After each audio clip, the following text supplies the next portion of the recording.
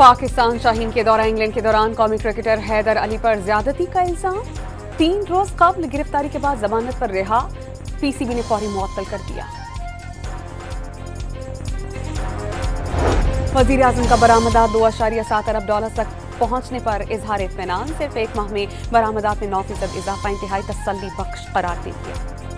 वज़ीर मुमलिकत बराए दाखिला ने किसी भी नए ऑपरेशन का तासुर मुस्तरद कर दिया। साथ ही वाज़ेह किया कि नेशनल एक्शन प्लान के तहत कार्रवाइयां किसी सूरत नहीं रुकेंगी।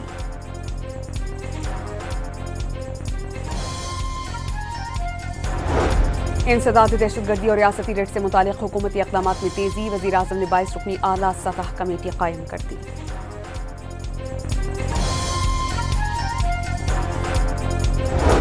मुल्क भर के बिजली सार्फिन के लिए सहमाही एडजस्टमेंट कीमत में बिजली ₹1.89 फी यूनिट सस्ती। कराची के सिवा बाकी मुल्क के लिए माहाना एडजस्टमेंट कीमत में 78 पैसे फी यूनिट कमी।